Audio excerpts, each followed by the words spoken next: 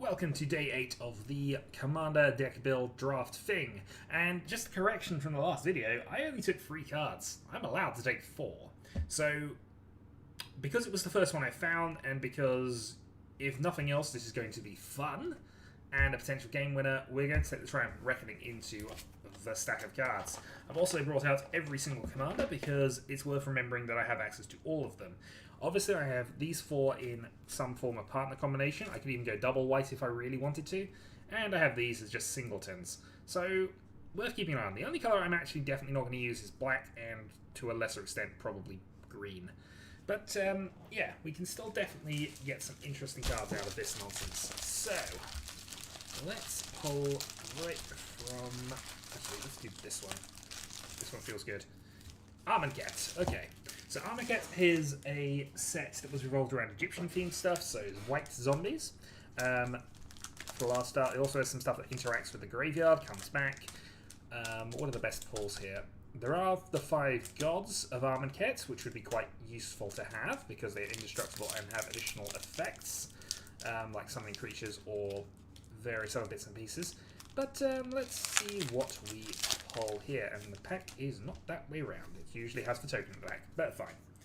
Alright, card number 1 then. We have a Sacred Cat, because all cats are secretly sacred, and the spell table thankfully working today. So, 1/1, lifelink, Embalm. So if this card is in our graveyard, we can pay 1, we can pay white, and basically exile it from a graveyard, and make a zombie token of the cat. So we have Zombie Cat. And who doesn't like white Zombie Cat? We then have the Cursed Minotaur, which is Zombie Minotaur, Menace, 3/2. Actually, not a bad card, actually, considering draft environment, anyway. We then have the Benefaction of Renos, one of the 5 gods of Armageddon is Renos, sort of the add-headed god, and look at the top 5 cards, find a creature and or enchantment, put it into your hand. So, good little bit of searching there, but again, not anything that's going to really excite us at this stage.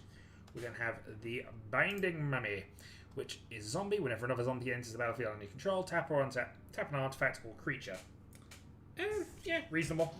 Obviously, we're not going to have too many zombie synergies because we're unlikely to have a lot of cards that can reanimate from the graveyard, but it's useful enough ability to have. We then have Decision Paralysis. Tap up to 2 target creatures. Those creatures don't untap during the next untap step.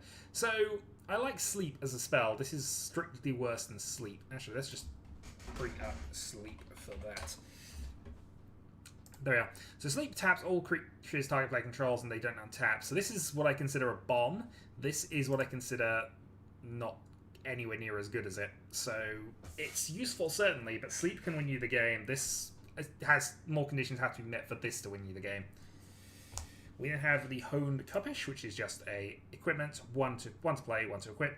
2 creatures, 1/1. Again, helping the Rogac strategy out a little bit, potentially. We then go for the Cartouche of Ambition.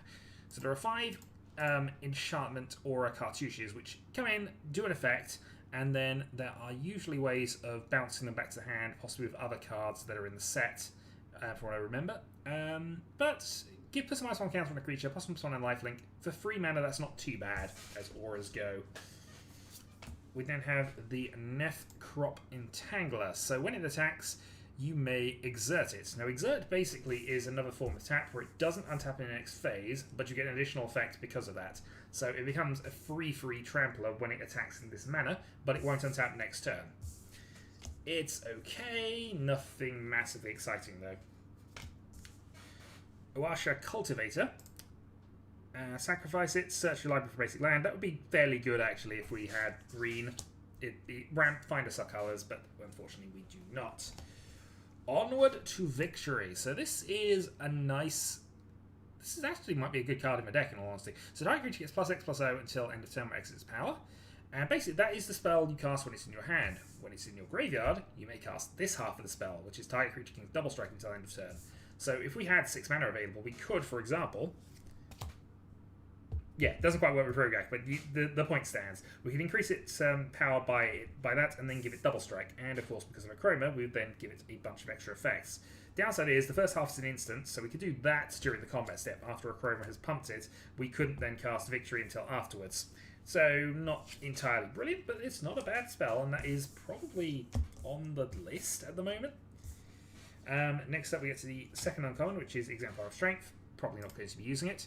When it's the battlefield, put 3 -1/-1 counters on a creature you control. We can, whenever it attacks, we remove a -1/-1 counter from it.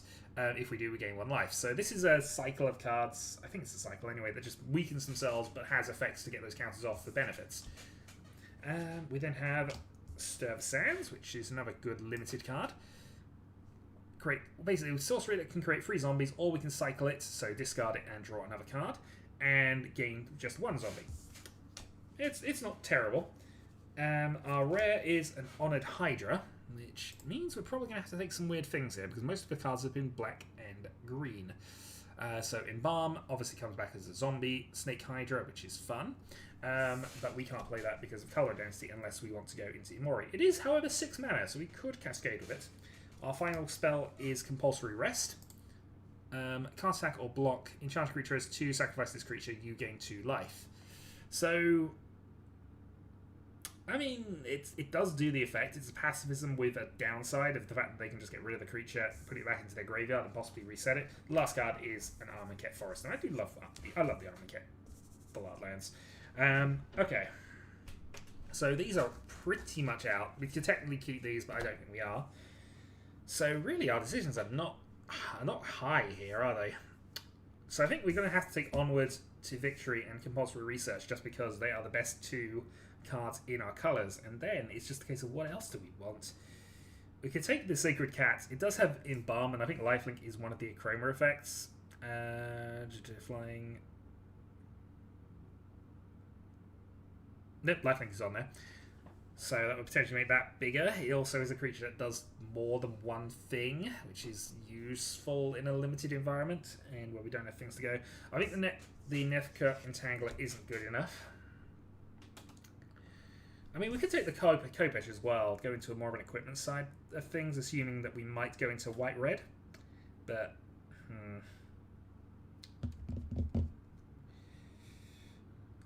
how many creatures do we have? Sorry. I'm just going to now do the counting here. So, Salvager of Secrets, that's a similar card I was thinking of from that one. So we have a Wrath. I have a couple of equipment now. Oh yeah, I think we might take the Kopesh actually and just see if we can get some equipment synergies throughout this, or at least some ways to pump up Rograk.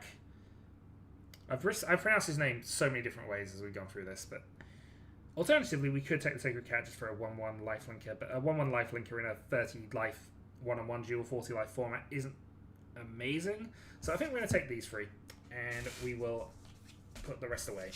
So that was day 8. Next time we move to day 9, and we shall see how the deck progresses from there. So, until next time.